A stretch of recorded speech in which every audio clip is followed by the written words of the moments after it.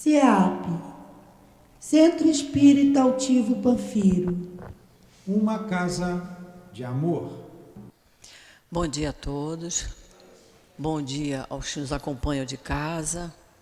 Vamos dar continuidade ao nosso curso do Evangelho.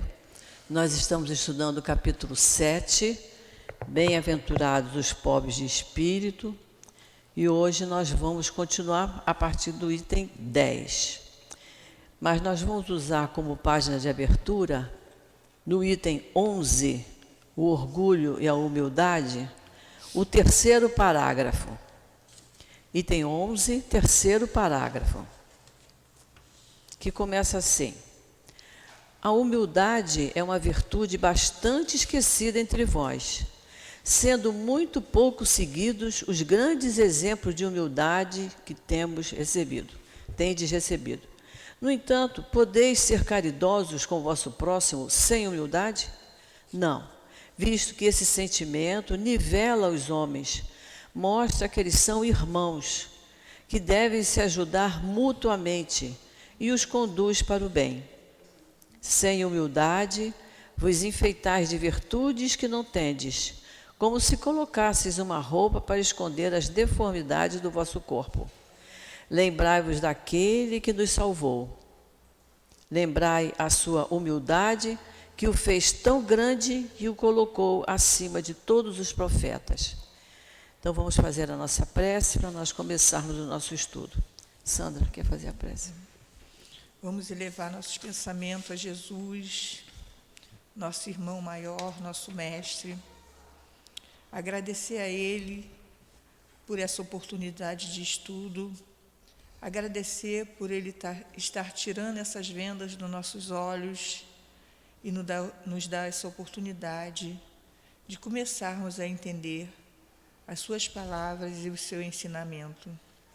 Apesar do atraso de mais de 2000 anos, nós somos muito gratos por agora estarmos aqui reunidos nessa manhã de domingo para os seus estudos. Agradecer também seu altivo e todos os mentores dessa casa que nos receberam, que estão sempre de braços abertos e nos protegendo. A todos. Obrigado, Senhor, por mais um dia de estudo. Graças a Deus. Graças a Deus. Nós começamos a ver, a partir do item 7, os mistérios ocultos aos sábios e aos prudentes. Então, semana passada nós estudamos o 7, o 8 e o 9, não é isso? O item 7 é aquela passagem que está em Mateus, quando Jesus disse: graças vos dou, meu Pai, Senhor do céu e da terra, porque escondestes essas coisas aos sábios e aos prudentes e as revelastes aos simples e pequenos. E aí nós vemos no finalzinho do item 8, quando Kardec diz, né? Eis porque Deus lhes deixa a busca dos segredos da terra, os segredos da terra que são a ciência, deixa para os sábios, né? E revela os segredos dos céus aos simples e aos humildes que se inclinam diante dele. É interessante essa passagem que Kardec deixa isso bem marcado para nós, né? E vamos então hoje dar continuidade ao item 10. Sandra, quer ler para a gente? Deus não poderia, perguntarão alguns, impressioná-los pessoalmente com sinais patentes em presença dos quais o incrédulo mais endurecido deveria se inclinar? E nós respondemos, sem dúvida que sim. Mas então, onde estaria o mérito deles e para que isso lhes serviria? Olha só, isso aqui me lembra uma coisa interessante. Certa feita eu levei uma pessoa que estava com dificuldades emocionais lá no nosso centro Leon Denis, e quando acabou a reunião pública, a pessoa virou para mim e falou assim: achei fraco, muito fraco. Ah, por que você achou fraco? Ninguém recebeu o espírito, não aconteceu nada. Nos centros que eu vou tem gente que se bate, cai da cadeira, não aconteceu nada. Quer dizer, olha o desconhecimento, né? E eu disse para ela, se você continuar frequentando, você vai entender que a reunião pública é uma reunião de pacificação para nós, onde a gente recebe fluidos saudáveis. Ali não é o momento do médium incorporar, para incorporar a outro momento na casa espírita, que não é na reunião pública. Então é isso que a pessoa, é isso que ele está dizendo aqui. Não seria com sinais patentes, em presença dos quais o incrédulo deveria se inclinar? Que são os sinais patentes? Sua demonstração, a incorporação. A pessoa considera que isso é muito importante para ele acreditar na doutrina, né? Ele continua. Não vemos frequentemente esses incrédulos se recusarem à evidência dos fatos, até mesmo afirmarem: se eu visse, não acreditaria, porque sei que isso é impossível? Então não ia adiantar nada, né? Não ia acreditar de jeito nenhum. Se eles se negam a reconhecer a verdade, é porque seu espírito ainda não está preparado para compreendê-la, nem seu coração para senti-la. Por isso a gente não pode forçar, né? Eu só pedi a essa pessoa que continuasse frequentando a casa, que começasse a estudar para entender a nossa doutrina espírita, que era entender que há momento para tudo. E por que nós temos aqui o COMP, a preparação para o médium? Porque o médium não pode incorporar em qualquer lugar, senão ele vai incorporar no ônibus, no BRT, no metrô, no supermercado. Olha, e as pessoas pensam que é outra coisa, não é? Então, a educação do médium para ele trabalhar como médium. Capítulo 7, item 10. Nós estamos estudando. Pode continuar, Sandra. O orgulho é a venda que encobre a sua visão. Para que serve mostrar a luz a um cego?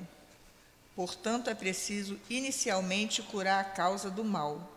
Eis porque o médico hábil, Deus cura primeiro o orgulho. O orgulho, porque o orgulho está no espírito, né? É uma deficiência do espírito. Então, ele precisa curar primeiro o orgulho. Precisamos primeiro curar o nosso espírito. A gente estuda a doutrina e cada vez a gente vai incorporando esse aprendizado. Nós estudamos, nós passamos por provas e expiações para curar o nosso espírito. O meu corpo está doente porque meu espírito precisa ser curado. É o meu espírito que tem que ser curado primeiro. É isso que a gente tem que entender isso. Deus cura primeiro o orgulho, porque o orgulho está no espírito, né? Ele não abandona seus filhos perdidos, pois sabe que mais cedo ou mais tarde seus olhos se abrirão, mas quer que isso aconteça à vontade própria. Quando, então, vencido pelos tormentos da incredulidade, eles se jogarão por si mesmo em seus braços e, como filho pródigo, lhe pedirão perdão. Às vezes isso acontece num momento já bem do declínio lá da vida terrestre, né? Da encarnação, mas desde que aconteça em algum momento, somos todos regidos pela lei do progresso, vai chegar um momento em que todos terão seus olhos abertos. Agora, não compete a gente forçar isso, a gente pode ajudar. Quantas pessoas vêm à casa espírita trazidos por irmãos, por amigos, né? Então a gente está colaborando para que aquela pessoa entenda as suas dificuldades, mas cada um vai ter o seu momento de entendimento, por isso que a gente não pode forçar. E nós vamos começar agora as instruções dos espíritos. Até agora quem estava falando era Kardec. Agora vamos ver as instruções dos espíritos. O item 11, orgulho e humildade, é uma mensagem do espírito Lacordaire. É interessante que a grande maioria dos espíritos que dão mensagem para o Evangelho, Lacordaire foi padre, outros, Lamennais foi padre, outros foram bispos de igreja evangélica, mas é aquele negócio, quando chega no plano espiritual, é isso mesmo que falaram? Mas não é que é verdade? Não é? Então, Lacordaire, e essa deve ser a maior mensagem do nosso Evangelho, a mensagem de Lacordaire. Então, vamos ver lá, o orgulho e a humildade. Que a paz do Senhor esteja convosco. Meus queridos amigos, venho até vós para vos encorajar a seguir o bom caminho. Deus concedeu aos pobres espíritos que habitaram a terra em outras épocas a missão de vir nos esclarecer. Bendito seja pela graça, Bendito seja Ele. seja Ele pela graça que nos oferece de podermos ajudar no nosso aperfeiçoamento. Olha que humildade desse Espírito, né? Olha o que ele diz aqui. Venho até vós para vos encorajar a seguir o bom caminho. Ele veio nos mostrar o bom caminho, nos aconselhar, nos encorajar. Deus concedeu aos pobres espíritos que habitaram a terra em outras épocas. Foi o caso dele. Lacordaire está falando dele, que habitou a terra em outras épocas, né? Deus concedeu a missão de vir vos esclarecer. Bendito seja Ele, Deus, pela graça que nos oferece, agora ele está falando dele e dos espíritos. Deus ofereceu a graça a eles, aos espíritos que habitaram a terra em outras épocas. No meu aqui está com letra maiúscula. Tem edições que esqueceram. Bendito seja Ele pela graça que nos oferece de podermos ajudar no vosso aperfeiçoamento. É um conjunto de palavras aqui mostrando a humildade desse Espírito, né? Esse pedaço é muito bonito. Que o Espírito Santo me ilumine e me ajude a tornar compreensíveis as minhas palavras, concedendo-me colocá-las ao alcance de todos. Todos vós, encarnados, que estáis em prova e procurais a luz, que a vontade de Deus me ajude a fazê-la brilhar aos vossos olhos. Muito bonito, né? Muito, que Deus a vontade de Deus me ajude a fazer brilhar essa luz aos vossos olhos. Muito bem. A humildade é uma virtude bastante esquecida entre vós, sendo muito pouco seguidos os grandes exemplos de humildade que tendes recebido. No entanto, podeis ser caridosos com os vossos próximos. Sem humildade? É uma pergunta que ele está fazendo, né? Como ser caridoso com o vosso próximo se não tivermos humildade? Senão é aquela caridade rigorosa, né? A pessoa faz assim, olha, está vendo o que é que eu estou te dando agora? Estou te emprestando, olha bem para mim, sou eu que estou te... Isso não é caridade, é uma caridade orgulhosa, porque está humilhando o outro, né? Não, visto que esse sentimento nivela os homens, mostra que eles são irmãos, que devem ser ajudar mutuamente e os conduz para o bem.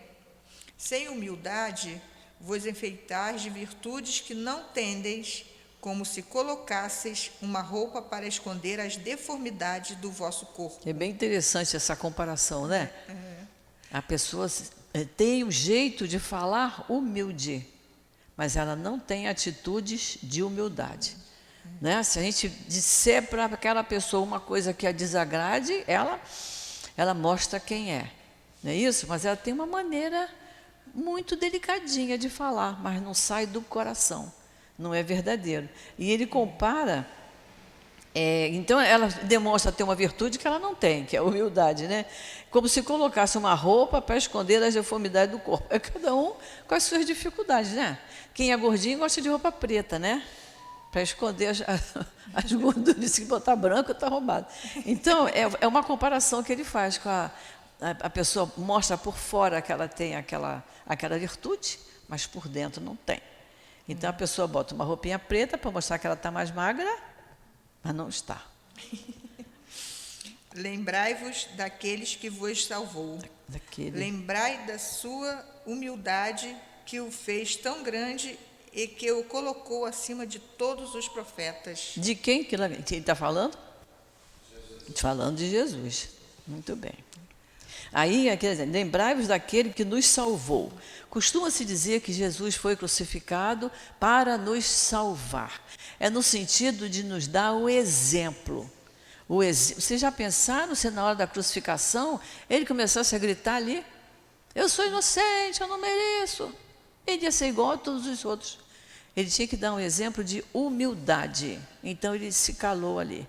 Ainda disse ao Pai, Pai, perdoa-lhes porque eles não sabem o que fazem.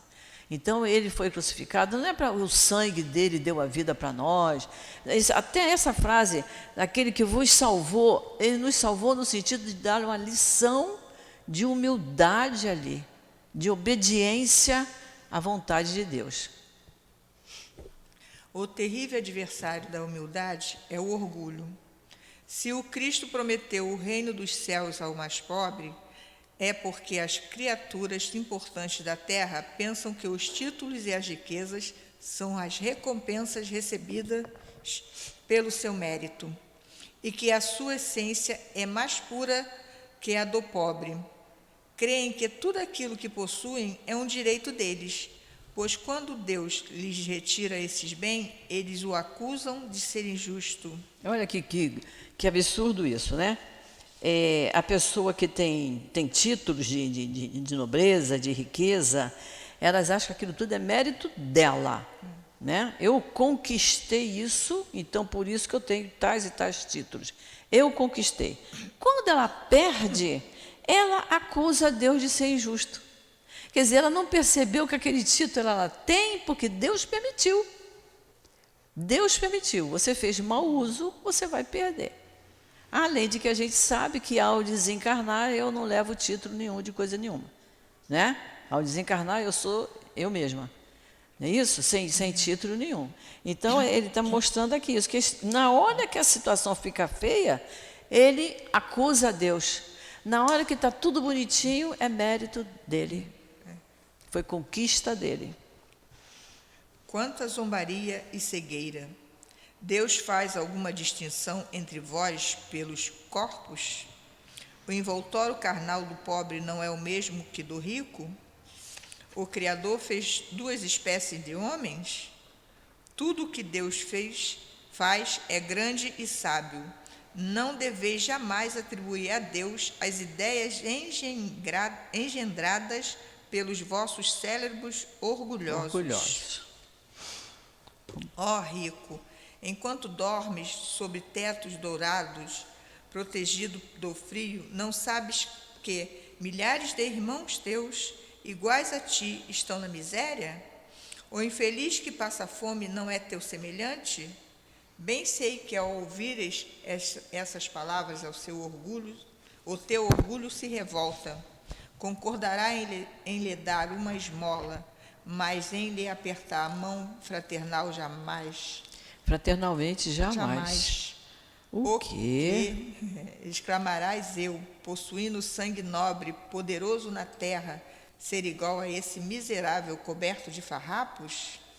Ilusória concepção que pretensos filósofos. Aí está falando de filósofo, porque ele está falando do orgulho, está falando da falta de humildade, né? Das pessoas que têm muitos títulos. Então, ilusória concepção dos filósofos. Mas ele começou falando, ó rico. Quer dizer, desde que a gente tenha a nossa cama para dormir, o teto para se abrigar, o alimento para tomar no café da manhã, que a gente se lembre daqueles que não têm. Por isso que existem as obras sociais para nós ajudarmos a quem tem mais dificuldade do que nós, né?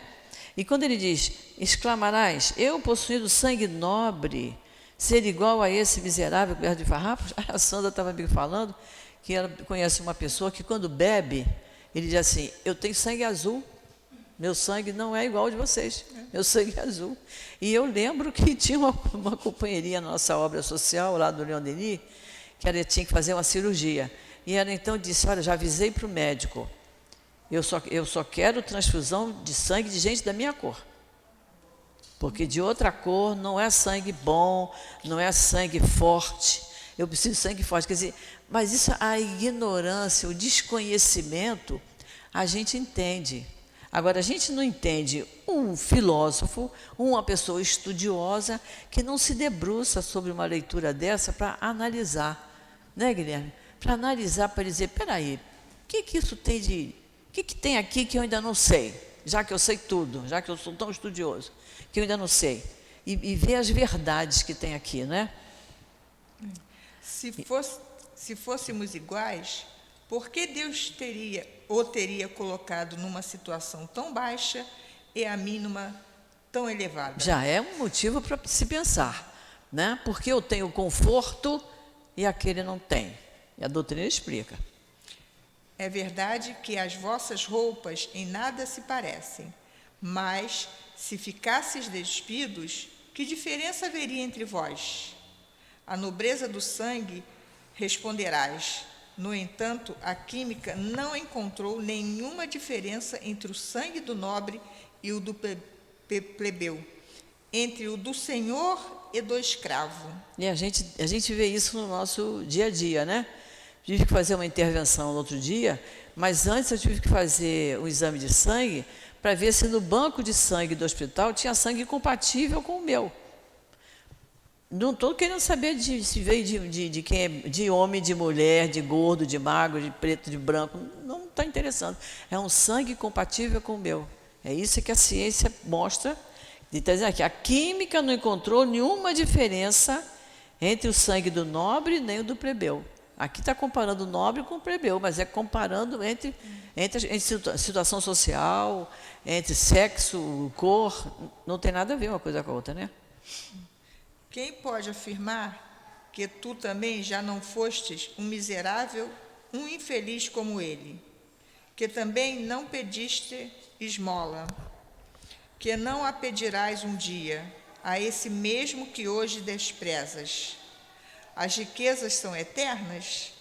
Elas não acabam com esse corpo envoltório perecível do teu espírito? Olha-te com humildade. Lança finalmente os olhos sobre a realidade das coisas deste mundo, sobre o que faz a grandeza e a inferioridade do outro. Pensa que a morte não te poupará mais do que as outras pessoas, que os seus títulos não te protegerão contra ela, que a morte pode te atingir amanhã, hoje, dentro de 1 hora, e se te encerras no teu orgulho, então eu te lastimo, porque serás digno de piedade. E nós que estamos estudando entendemos perfeitamente esse item, né? Esse parágrafo. Lança finalmente os olhos sobre a realidade das coisas deste mundo. E a doutrina espírita nos permite isso, que a gente entenda a realidade deste mundo, que a gente entenda o que a gente está passando. Diga.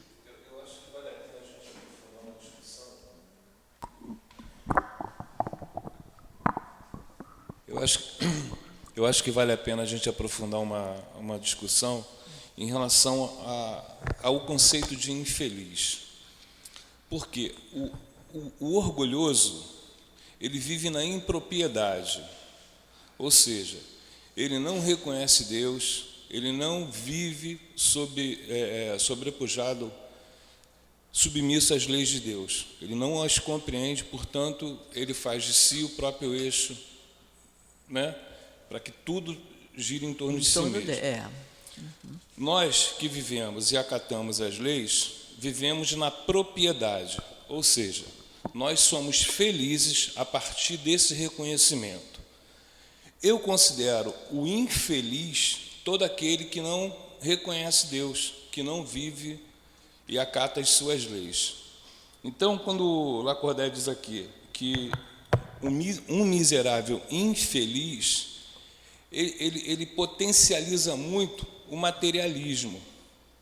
Ou seja, porque eu posso ser um miserável, eu posso abrir mão de tudo aquilo que tiver e ser uma pessoa feliz.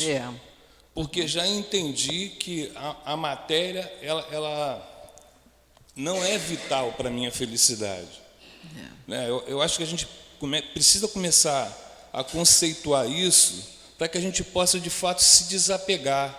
Porque, do ponto de vista inconsciente, a gente vai demorar mais tempo se a gente não esclarecer essas coisas.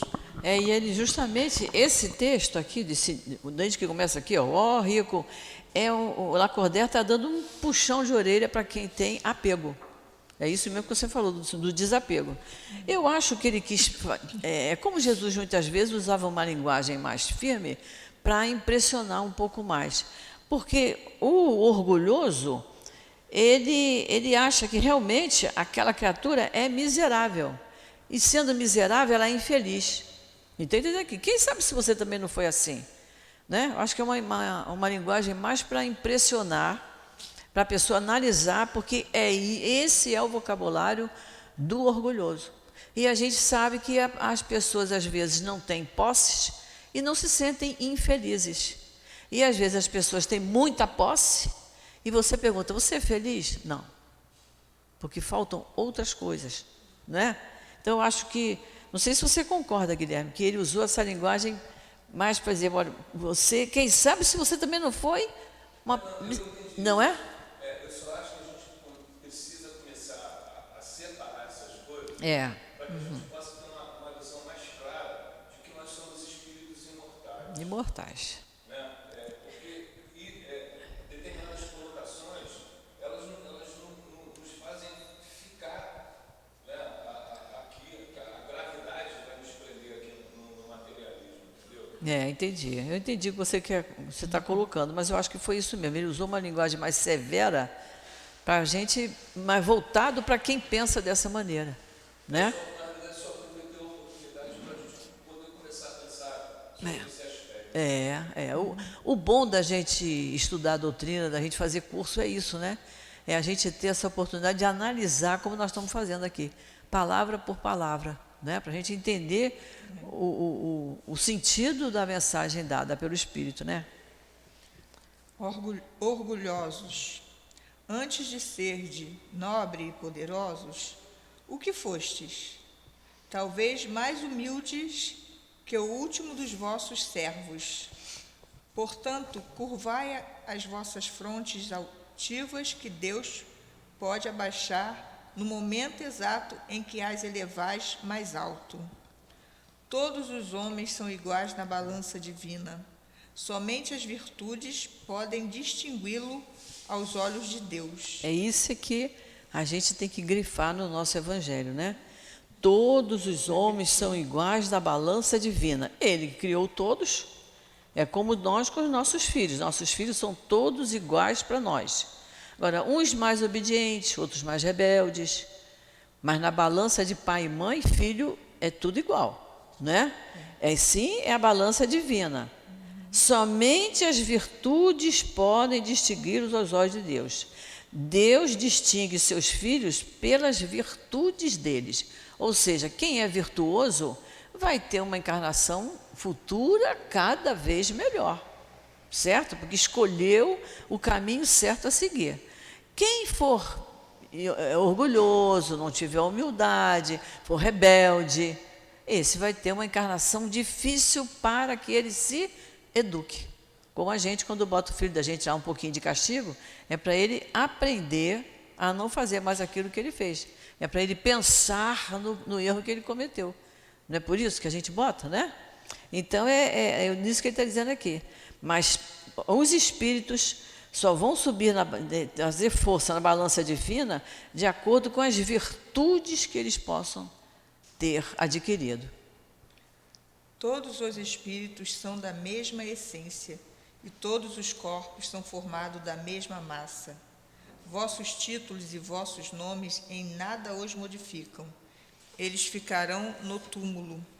Não são eles que dão a felicidade prometida aos eleitos. A caridade e a humildade é que são seus títulos de nobreza. Isso é tão desconhecido, né? Tem gente que pesquisa para ver qual foi o brasão da família, né? Querem saber a família, imagina, né? A família Santos, Silva, Moraes, Costa, vai por aí fora.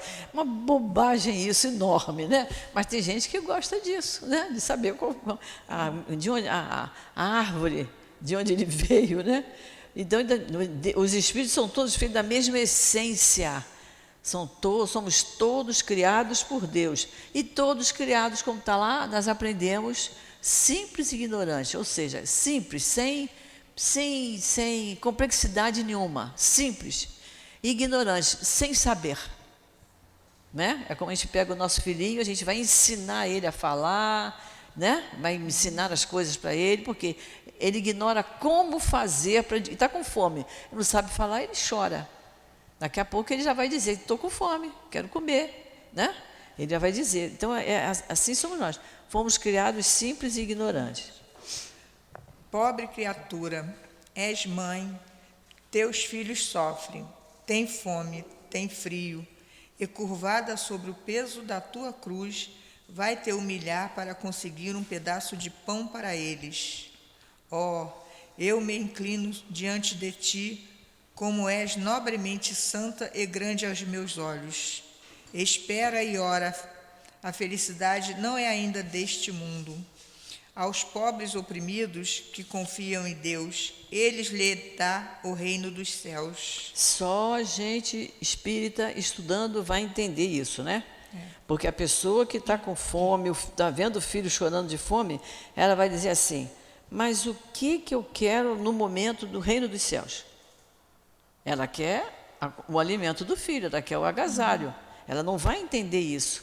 Mas ele está dizendo aqui, espera e ora. Ou seja, tenha fé. Jesus disse, bem-aventurados os aflitos, que venham a mim como os pequeninos. Ou seja, confiem em mim. Agora, a gente não pode, estou sem alimento, estou sem vestimenta, eu não posso ficar em casa só orando e chorando com a mão no queixo. Eu tenho que sair, porque Jesus disse, bate e a porta vai se abrir. Mas a porta só vai se abrir se eu bater. Buscai e achareis. Eu só vou achar se eu buscar. Então, somos regidos pela lei do trabalho. É uma lei divina. Então, não adianta. Meu filho está com fome, eu também. Não adianta somente eu orar e ficar parada. Eu tenho que pedir a Deus que me dê força, coragem para eu sair, para eu buscar. E aí que ele está dizendo. Que confiem em Deus. Agora, se você confiar em Deus, se você for como um aflito procurar Jesus, ele diz, e ele lhes dará o reino dos céus. Você vai ter uma vida futura mais feliz, mais equilibrada. Talvez não ainda aqui como encarnado, mas como desencarnado pela sua resignação e pela sua fé e pela sua humildade, que também quem dá tem que dar com humildade, mas quem pede também tem que pedir com humildade, não é isso? E muitas vezes não está tão desesperado que não sente isso. E aqui está dizendo quem dá tem que dar com humildade, mas quem pede também tem que pedir com humildade, porque é filho de Deus, tem que usar as mesmas virtudes. Então ele falou aqui para as mães e para as crianças, né? Agora ele vai falar para os jovens. E tu, que és tão jovem, pobre criança consagrada ao trabalho e às privações, por que esses tristes pensamentos? Por que chorar? Que o teu olhar se eleve, piedoso e sereno para Deus. Aos pequenos pássaros ele dá alimento, tem confiança nele, que não te abandonará. O ruído das festas, dos prazeres do mundo faz bater teu coração. Também querias enfeitar tua cabeça com flores e te misturar aos felizes da terra. Dizes que também poderias ser rica, como essas mulheres que vês passar extravagantes e risonhas. Cala-te, criança. Se soubesse quantas lágrimas e dores se ocultam sob esses vestidos bordados, quantos soluços são abafados pelo barulho dessa alegre orquestra, irias preferir tua humilde morada e a tua pobreza. Continua pura aos olhos de Deus, se não queres que teu anjo guardião retorne ao seu seio, ao seu meio, com o rosto escondido sobre suas brancas asas, e te deixe com teus remorsos, sem guia, sem apoio, neste mundo onde ficarias perdida esperando punição em outro. Ele está se dirigindo aos jovens, né? Então ele está pedindo que tenham confiança em Deus, porque Deus não abandona ninguém. E ele vem falando do que se passa na cabeça de um jovem iludido, distraído, né? Ele tem inveja quando passam as pessoas se mostrando felizes e sorridentes, né? O ruído das festas, os prazeres do mundo. Então ele diz, se soubesses quantas lágrimas e dores se ocultam sob esses vestidos bordados, quantos soluços, irias preferir tua humilde morada e tua pobreza. Lembrando que no corpo daquele jovem tem um espírito ali. E que se ele anseia ardentemente ter a vida daqueles que passam com festejos, ele pode se desvirtuar do bom caminho. Não é isso? Então isso aqui tinha que ser lido, estudado e entendido pelos pais, pelos educadores, para quem está se aproximando dos jovens. Porque é muito natural que o jovem tenha inveja do outro. Que ele diga assim, meu coleguinha de turma, ele tem isso, tem aquilo outro, ele tem um pai que leva ele todo dia e beija ele na hora que entra na escola, ele tem uma mãe presente que ajuda ele nos trabalhos. Eu não tenho ninguém, mas a doutrina é que vai explicar isso, né? Que ele tenha fé, que ele tenha paciência, que ele entenda que às vezes aquele que o pai vai levar todo dia na porta da escola com tanto carinho, às vezes aquele não reconhece a beleza de ter um pai que o acompanhe, a beleza de ter uma mãe que o assista 24 horas. Às vezes ele não reconhece. E muitas vezes aquele que está sem esses valores, sem essas oportunidades, é porque desperdiçou em outra época, né? Então, às vezes, fica órfão muito cedo, ou o pai fica desempregado, ele fica sem muito recurso, o uniforme dele não é da primeira qualidade, não é isso? Então, ele precisa entender essas nuances da vida que são devidas ao nosso comportamento. É difícil colocar isso na cabeça de um jovem, mas se os pais entenderem isso, se os educadores, quer ver, pai, os avós, padrinhos, quem convive com aquele jovem, se entenderem isso que está aqui, tem uma maneira melhor de conversar com o seu jovem, né? Fazer com que ele saia daquela ilusão que é normal para a idade deles. Só que não pode deixar eles se iludirem, porque vão acabar seguindo o caminho errado.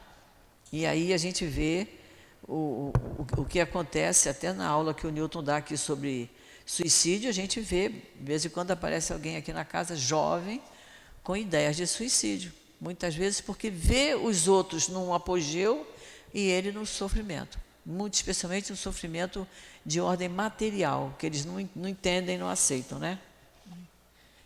E todos vós que sofreis injustiça dos homens, sede indulgente com as faltas dos vossos irmãos, lembrando que vós mesmos não estáis isento de erros.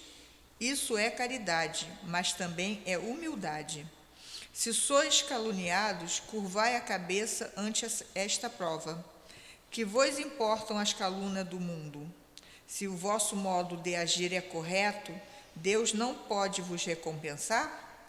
Suportar com coragem as humilhações do mundo é ser humilde e reconhecer que somente Deus é o grande e poderoso. E isso nos fortalece, né? Ele está falando aqui, que sejamos indulgentes, ou seja, que a gente compreenda o momento do outro, que a gente entenda o momento do outro. Ele ainda não aprendeu o que nós aprendemos, então por isso ele ainda está errando. Então eu tolero o erro dele, eu só não sou cúmplice, eu não trabalho o erro dele, não faço parte, né? Mas eu tolero o erro dele porque eu compreendo a situação dele, que está numa situação de entendimento inferior à minha. Porque também ele diz, porque vós mesmos não estáis isentos de erro. Nós estamos aqui nesse mundo, numa hora, aqui nesse momento nós estamos todos com ótimos pensamentos, né? Estamos tranquilos, equilibrados, mas se alguma coisa de errado acontecer daqui a 2 horas, a gente muitas vezes perde esse equilíbrio que nós conseguimos aqui, né? Então, não estamos isentos de erros, né? Ele diz assim, ó, se o vosso modo de agir é correto, Deus vai nos recompensar. Então, que a gente não valorize a calúnia, a humilhação, uma palavra desagradável que nos dirijam. Se eu tenho consciência tranquila de que eu estou agindo em todos os momentos da minha vida, eu estou agindo seguindo as ordens de Deus, eu não tenho que me ofender, que me magoar, né? O erro é de quem está querendo me atingir, mas não me atinge. A gente não pode se deixar ser atingido, né? Então vamos lá. Ó, meu Deus, será preciso que o Cristo venha uma segunda vez à terra para ensinar aos homens as tuas leis, que eles esqueceram? Tem gente falando por aí, né? Jesus vai voltar, Jesus vai chegar, vai encontrar essa confusão toda. A gente quer Jesus aqui? A gente precisa dele aparecer diante de nós? Não precisa, né? Se a gente pode se comunicar com ele por pensamento, nós não queremos ele aqui nesse mundo de sofrimento, que ele vai, como ele chorou quando esteve há 2000 e tantos anos, vai chorar novamente por ver como a coisa está enrolada aqui, né? Principalmente em alguns países. Deverá ainda expulsar os vendedores do templo que maculam a tua casa, que é lugar somente de orações? Ia ter muito trabalho, né? Nossa. Ia ter muito trabalho. E quem sabe, ó homens, caso Deus vos concedesse essa graça, se não o renegareis como outrora? Quem não acredita, quem é descrente, vai continuar fazendo as maldades como foram feitas naquela época, né? Se não voltarias a chamá-lo de blasfemador por vir reprimir o orgulho dos modernos fariseus? Fariseus, quem sabe se não farias com que ele voltasse a percorrer o caminho de Gólgota? Qual é o caminho do Gólgota? Aquele caminho que ele fez arrastando a cruz até chegar o momento da crucificação.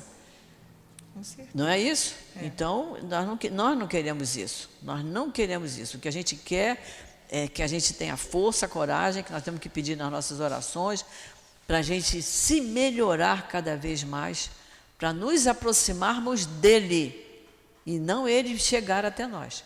Nós é que temos que fazer um esforço para chegar até ele. Durante o tempo que Moisés demorou quando foi ao Monte Sinai receber os mandamentos de Deus, o povo de Israel, entregue a si mesmo, abandonou o verdadeiro Deus. Homens e mulheres deram seu ouro e suas joias para que fosse construído um ídolo que eles passaram a adorar. Homens civilizados, fazei o mesmo que eles. Olha só, isso aí nós estudamos lá, quando estudamos no capítulo 1, os 10 mandamentos. Fizemos uma análise sobre isso, né? Havia os ídolos que eles construíam de ouro para adorar, né? Por isso que a nossa casa não tem. Nós não temos imagens, nós não temos nada aqui folheado a ouro, porque tudo que é colocado aqui é colocado com muito sacrifício, né? Então, nós não temos isso. Aí ele diz aqui, homens civilizados, fazeis o mesmo que eles. Ainda tem muita gente hoje ainda adorando, idolatrando imagem, mas não fazendo aquela... Em geral, as imagens têm um olhar muito meigo. Se olhar a imagem de Jesus, de Nossa Senhora, é um olhar muito meigo, de muito amor. Aquilo tem que entrar em nós, não tem que ficar na imagem, tem que entrar em nós. É isso que é preciso. Então, ele está dizendo aqui, que homens civilizados, fazeis o mesmo que eles. Ou seja, vocês continuam adorando coisas externas, coisas exteriores. O Cristo vos deixou sua doutrina e vos deu o exemplo de todas as virtudes, mas abandonastes seus exemplos e seus ensinamentos. Fizeste um Deus ao vosso jeito, cada um de vós em harmonia com as suas paixões, terrível e sanguinário, segundo uns, indiferente aos interesses do mundo, segundo outros. O Deus criado por vós ainda é o bezerro de ouro que cada um adapta aos seus gostos e aos seus pensamentos. São aqueles que usam o nome de Deus em vão, né? Se Deus quiser, eu vou acertar na Mega Sena. Se Deus quiser, a fulana vai pagar o que me fez. Em pensamentos completamente errados, né? Então, tudo de acordo com os interesses, com as paixões de cada um. Acordai, meus irmãos, meus amigos, que a voz dos Espíritos comova os vossos corações. Praticai a generosidade e a caridade sem ostentação, isto é, fazei o bem com humildade, que cada um de vós destrua pouco a pouco os altares que ergueste ao orgulho. Em uma palavra, sede verdadeiros cristãos. e alcançareis o reino da verdade. Olha só o que ele está falando aqui, ó. Que se destrua o altar que nós erguemos ao coração. Ainda ontem, num estudo nosso ali, né, Guilherme, falamos sobre isso, né? Que a pessoa diz assim, eu tenho orgulho disso, eu tenho orgulho daquilo. Então, nós aprendemos que nós temos que tirar essa palavra do nosso vocabulário. Já que o orgulho é uma chaga da humanidade, juntamente com o egoísmo, eu tenho que dizer, eu tenho a satisfação de ter estudado isso. Eu tenho a satisfação de estar na doutrina espírita. Eu tenho a satisfação de ter um filho tão bom, de ter um amigo tão querido. É a satisfação. E a gente se empolga e diz que está com orgulho, né? Ele diz, sede verdadeiros cristãos e alcançareis o reino da verdade. Verdadeiro cristão é aquele que se interessa pelos ensinamentos do Cristo e segue. Não adianta eu dizer, botei o Cristo aqui dentro. Não adianta, tem que botar aqui, tem que botar aqui, tem que botar nas minhas palavras. O tempo todo eu tenho que pensar nele. O tempo todo eu tenho que agir imaginando, como lá no momento do óbolo da viúva, que ele estava vendo, como cada um colocava a sua oferenda ali. Então, que a gente imagine Jesus nos observando e dizendo, que pena, ela hoje não está fazendo a coisa certa. Ele está balançando a cabeça assim.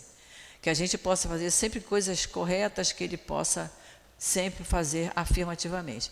Mas não precisa ser Jesus, né? Nós temos uma rede de espíritos que nos cercam. Nós temos nossos anjos de guarda, nós temos nossos amigos espirituais, nós temos nossos guias protetores, nós temos espíritos familiares que nos amaram e continuam nos amando, nós temos espíritos familiares, nós temos espíritos que simpatizam conosco. Então, nós temos uma verdadeira rede de espíritos à nossa volta e que estão nos observando. Quando chegarmos lá no capítulo 28, nós vamos ver, nosso anjo da guarda sofre quando a gente toma uma atitude errada, quando a gente segue um caminho errado. Nosso anjo da guarda sofre, porque ele está ali intuindo para você fazer a coisa certa. Ali no teu ouvido, vai por ali, faça isso, responde, mas dessa maneira. E a gente rebelde faz o que acha que tem que fazer. E eles sofrem. E algumas vezes até tão tristes, como ele diz aqui, sobre as asas brancas, eles se afastam de nós, nos deixam um pouquinho sozinhos, para ver o que a gente vai fazer da nossa vida. É por pouco tempo, mas eles de vez em quando a gente passa por uns testes que eles deixam a gente passar para nos testar. É como a gente faz com o filho, você avisa, lá pelas tantas você diz, agora eu vou deixar ele fazer. É que nem o bebê, né? Não sobe na cadeira que vai cair, não sobe que vai cair. Na terceira vez, subiu, caiu. Aprendeu que não sabe, não pode subir ainda na cadeira? Então, é mais ou menos assim que a gente tem que se educar, né? Não duvideis mais da bondade de Deus, agora que o Senhor dela vos oferece tantas provas. Vimos preparar os caminhos para que as profecias se realizem. Quando o Senhor vos der uma manifestação mais evidente da sua bondade, que o enviado celeste encontre em vós uma grande família. Jesus veio trazendo o sentimento de amor fraterno. Somos todos filhos de um mesmo Pai. Então, a grande família seria isso. Todos nos amarmos uns aos outros, como Ele nos amou, sendo nosso irmão maior, nosso irmão mais velho. Não é isso? Que os vossos corações, brandos e humildes, sejam dignos de ouvir a palavra divina, que Ele virá vos trazer. Se o eleito só encontre em seu caminho as palmas deixadas pelo vosso retorno ao bem e à caridade, então vosso mundo se tornará o paraíso terrestre. Mas, se continuardes insensíveis à voz dos Espíritos enviados para purificar e renovar a vossa sociedade civilizada, rica em conhecimento, porém tão pobre em bons sentimentos, então só vos restará chorar e lamentar a vossa sorte. Olha só, isso lembra um pouco a nossa situação da pandemia, né? Ficamos muito desolados, muito especialmente quem perdeu os seus queridos. essa guerra lá na Ucrânia agora, a Rússia lá contra a Ucrânia, deixa a gente bem triste, né? A gente gostaria que nesse século a gente não tivesse mais esse tipo de notícia, não acontecesse mais isso, não é isso? Então, ele diz aqui, a nossa sociedade é rica em conhecimentos, o conhecimento está vindo a passos largos ao nosso encontro, né? As pessoas, então, da minha geração, nós temos muita dificuldade de mexer com a internet. Às vezes eu ligo para o banco para falar alguma coisa, o vocabulário do atendente eu não consigo acompanhar, porque não estou familiarizada com aquilo. Porque é o conhecimento chegando, vê que a juventude mexe com toda a parte da internet com a maior facilidade, que a gente não, né? Então ele diz que é rica em conhecimento e nobre e pobre em bons sentimentos.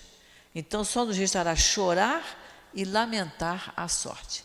Os espíritos lamentam os acontecimentos atuais. Eles lamentam muitas coisas que acontecem até aqui no nosso país, que já não devia estar acontecendo, mas ainda acontece muito. Os desvios de conduta, né? As imoralidades que acontecem. Mas não será assim. Voltai para Deus, vosso Pai, e todos nós que houvermos servido ao cumprimento da sua vontade, entoaremos o cântico de ação de graças, para agradecer ao Senhor sua inesgotável bondade e para glorificá-lo por todos os séculos dos séculos. Assim seja. Lacordaire. Lacordaire. Olha o que ele diz aqui, ó. Para todos nós que houvermos servido ao cumprimento da sua vontade, a nós que seguirmos as leis de Deus, a nós que nos interessarmos pelos ensinamentos do Cristo, essas coisas ruins não nos atingirão. Ele está deixando bem claro, quando ele fala aqui, mas não será assim. Voltai para Deus, vosso Pai, e todos nós que houvermos servido ao cumprimento da sua vontade. Então é isso que ele tem que fazer, seguir, servir ao cumprimento da vontade de Deus, nosso Pai, dos ensinamentos do Cristo. E nós espíritas temos os ensinamentos dos espíritos. Olha só, quem escreveu isso tudo? Lacordaire. Não está na Bíblia isso aqui não foi Jesus, isso é um espírito que foi padre, mas foi estudioso, foi filósofo, foi dinâmico, e ele, se não me engano, foi ele que morreu, a casa dele foi apedrejada, ele foi apedrejado, assim como Hahnemann também, por terem se voltado para as coisas do espírito. Na época que ele viveu, ele não foi compreendido. E até hoje, muita gente, mas quem é esse tal de Lacordaire? Não quero ler isso, não sei nem quem foi. A pessoa nem se interessa de saber quem foi e não acredita. E sendo Jesus também não acredita e não segue, né? Então vamos ver o item 12, não sei se vai dar tempo, mas a gente dá uma começada aqui. O item 12, é assinado por Adolfo, olha só, bispo de Argel. Adolfo foi um bispo. Vamos ver. Homens, por que vos lamentais das calamidades que vós mesmo acumulaste sobre vossas cabeças? Desprezastes a santa e divina moral do Cristo, portanto, não fiqueis admirados de que a taça da maldade e da injustiça haja transbordado por toda parte. E aí a gente pensa, né, quando ele diz aqui, vós que acumulastes sobre vossas cabeças essas calamidades, desprezastes a santa e divina moral do Cristo. O que está faltando para a gente continuar merecendo e ouvindo e seguindo a santa moral do Cristo? Falta muitas vezes o sentido de família, muito especialmente hoje que as mulheres trabalham quase tanto quanto os homens, saem de manhã, chega de noite, então há uma disputa dentro de casa, hoje é meu dia de fazer isso, não, hoje não é meu dia, eu já dei tanto, agora que tem que... É uma disputa, então o sentido de família ficou meio quebrado com isso, a criança não sabe como se dirigir, muita separação entre os pais, não é? Aí a criança, de repente, ela tem uma outra mãe, tem uma madrasta, tem um padrasto. Essa quebra do sentido de família também atrapalha muito na formação da criança, do jovem.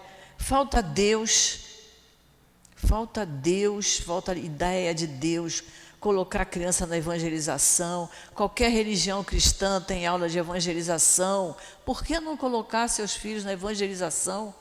É tão bom, ajuda, acalma. Ontem uma mãe aqui, o Nilton falou, ela não quer levar a filha para a evangelização. Mas depois eu acho que ela compreendeu e levou, porque faz falta ajuda na educação.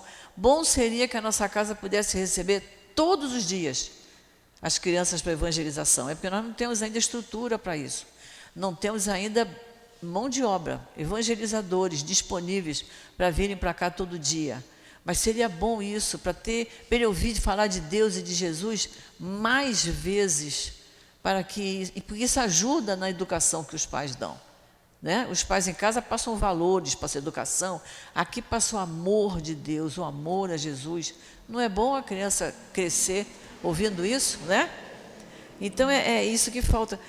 Nessa disputa, hoje é meu dia de fazer isso, hoje não é meu dia, hoje não vou fazer, eu não estou afim, estou muito cansado, trabalhei o dia todo. O que está faltando?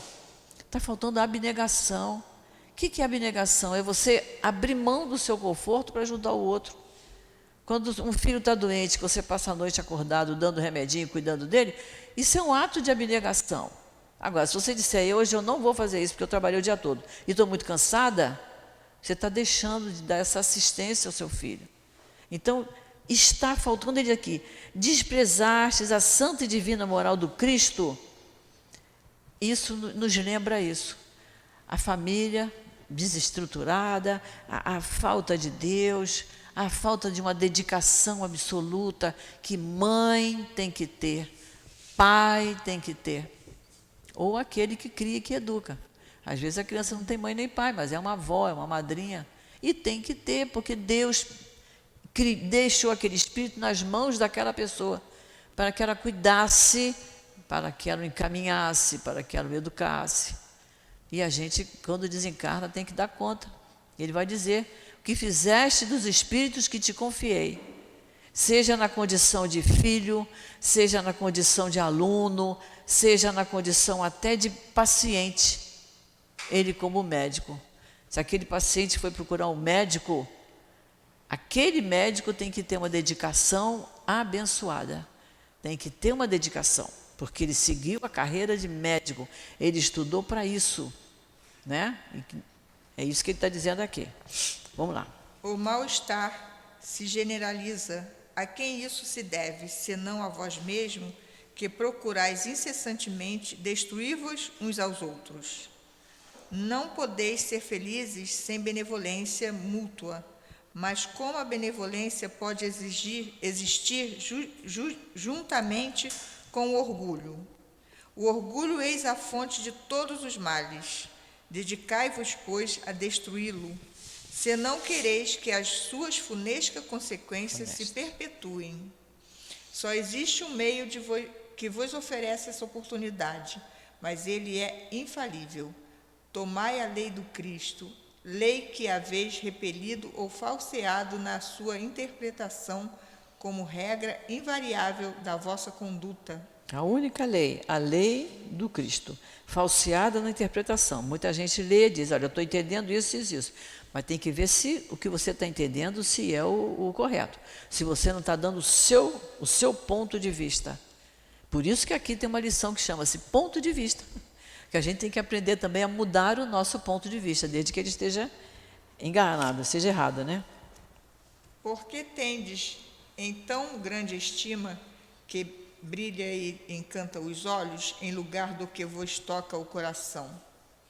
Porque o vício da opulência é objeto das suas ondulações, enquanto que só tendes um olhar de desdém para o verdadeiro mérito que se oculta na obscuridade. Quando um rico devasso perdido de corpo e alma se apresenta em qualquer parte, todas as portas lhe são abertas, todos os olhares se voltam para ele, enquanto que dificilmente se indignam conceder uma saudação ao homem de bem que vive de seu trabalho. Quando a consideração que se concede às pessoas é medida pelo ouro que possuem, ou pelo nome que trazem, que interesse elas podem ter se corrigirem de seus defeitos? Seria totalmente diferente se o vício dourado, assim como o vício andrajoso, fosse combatido pela opinião pública, mas o orgulho é indulgente com tudo o que o lisonjeia. Quer dizer, a pessoa orgulhosa, ela ressalta tudo, né? Tanto ela ressalta o vício dourado, a pessoa que se apresenta coberta de joias, de ouro, né? Como também ressalta aquele que anda andrajoso, que anda mal vestido. Olha lá como é que está vestido. Vê se você pode confiar numa pessoa dessa. Olha lá como é que anda, olha lá o cabelo como é que está, olha lá, não se arruma, não se ajeita, não tem uma roupa decente para vestir. Quer dizer, fica chamando a atenção das coisas externas, das coisas exteriores. Então, isso faz parte da conduta do orgulhoso, né? Século de cupidez e de dinheiro. O que é cupidez? É desonestidade, né? Dizeis, sem dúvida, mas por que deixaste as necessidades materiais se sobreporem ao bom senso e à razão? Porque cada um quer se elevar acima do seu semelhante. Hoje a sociedade sofre as consequências desse fato. Olha só, nós vamos ter que parar por aqui por causa da nossa hora, que a gente tem um tempo para...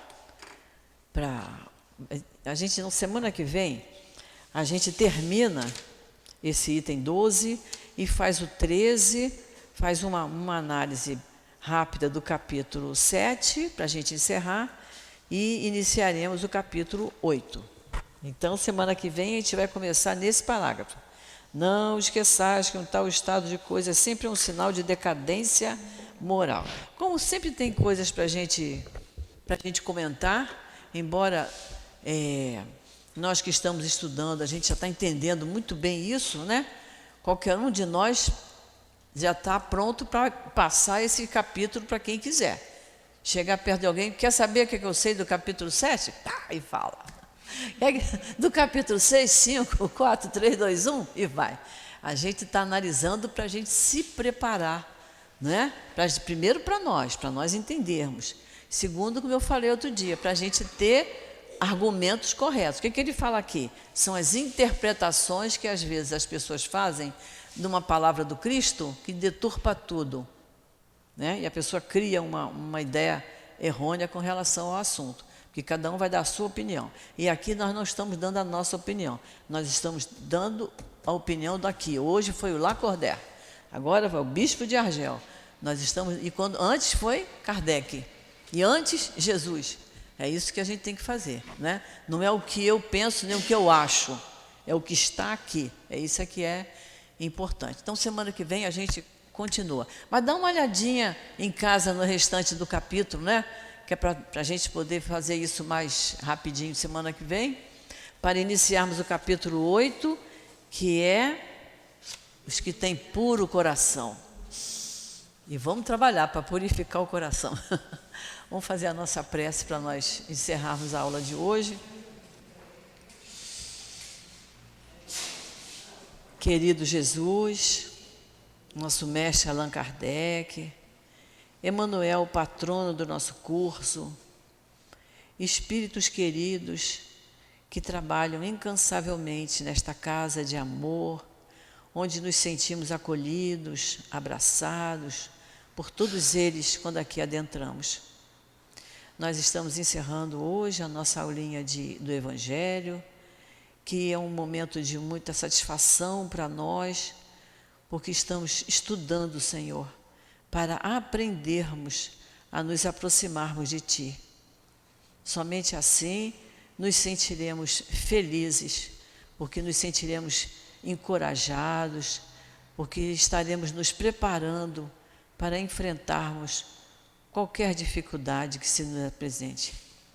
Abençoa, Senhor, a cada um de nós, abençoa todos os companheiros que nos acompanham nesse estudo, abençoe esta nossa casa de amor, Senhor.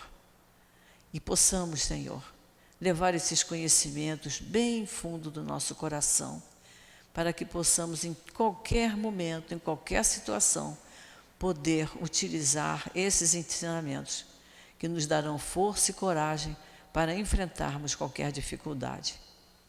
É assim, Jesus, em teu nome, em nome desses espíritos queridos, em nome do nosso querido amigo altivo, em nome de Deus, nosso Pai, nós encerramos esse nosso momento de prece e de estudos em torno do teu Evangelho.